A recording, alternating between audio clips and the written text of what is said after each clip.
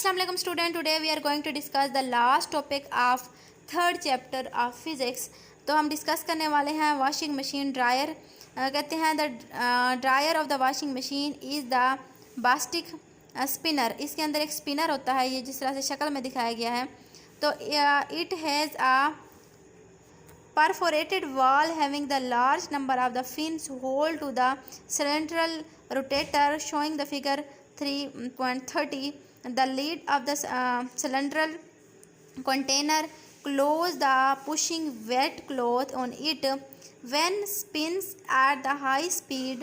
The wash from the wet cloth are forced and through this hole due to the lack of centripetal force. अच्छा जी, जो भी चीज़ घूमती है दायरे की सूरत में तो हमें पता है वो सेंट्रीपेटल फोर्स की वजह से घूम रही होती है।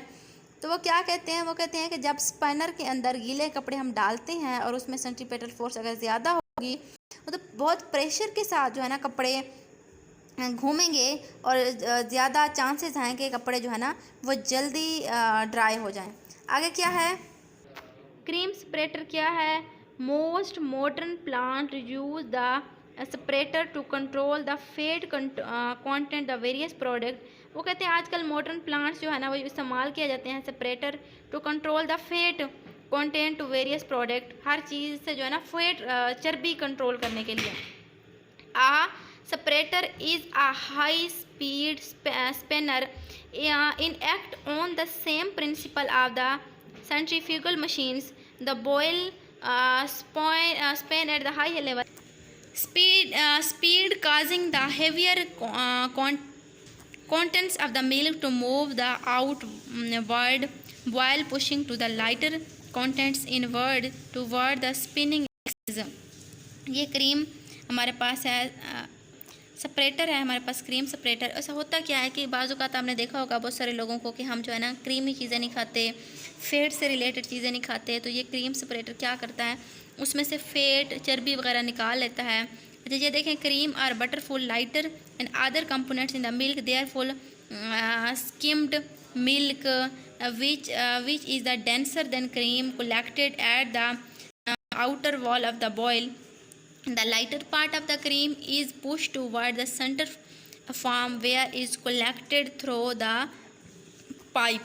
ठीक है, इससे होता क्या है कि जो क्रीम होती है, जो एक्स्ट्रा फेट होता है वो एक पाइप के थ्रू जो है ना कलेक्ट किया जाता है और बाकी जो लाइटेड मटेरियल बाकी सारा होता है, चाहे वो दूध है, चाहे वो क्रीम है, चाहे जितनी भी फेट्स वाली चीज़ें होती हैं उनसे जो है वो निकाला जाता है। ठीक है, ये आज जो है हमारा टॉपिक क्लियर होता है थर्ड चैप्टर। इससे रिलेटेड कुछ MCQs हैं वो हम डिस्कस कर लेते हैं। Encircle the correct answer. Number 1 क्या, Newton first law of motion is the valid only the absence of friction. ठीक है, ऑप्शन सी है। Inertia depend on the mass. Inertia किस पर डिपेंड करती है, मास पे करती है। नंबर 3 MCQs देखें, the body jump out the moving bus. अगर एक बॉडी जो है ना चलती बस से जो है ना मूव कर रही है तो डेंजर फॉर हिम, उसके लिए क्या डेंजर है, उसके लिए ख़तरा ये है। In the direction of motion, उसके लिए मोशन की डायरेक्शन जो है डेंजर हो सकती है। String of the set reach to equal opposite force 10 newton each. तो टेंशन टी स्ट्रिंग पे कितने लगेगी, 20 न्यूटन। ये हमने सोल्व भी किया था पीछे। आगे मास ऑफ द बॉडी, एक बॉडी का मास कितना है। तो जो है इनमें से कोई भी ऑप्शन कोई भी करेक्ट नहीं। एक बॉडी का मास क्या, उन्होंने एग्जैक्ट जो है ना तरतीब भी उसकी सही नहीं दी। ऑप्शन 6 देखें, हमारा MCQ 6 है। 2 bodies of mass M1 and M2 attached with the end of and the inextendable string pass over the frictionless pulley such as both move the vertical। अगर ये हमने सोल्व किया हुआ है, अगर आपने पीछे वाले टॉपिक ढूंढने हैं और उधर हमने लॉन्ग इसको डिटेल से तफसील से सोल्व किया। Option B is the correct answer. Which of the following is the unit of momentum. इनमें से मोमेंटम का यूनिट क्या है, NS है।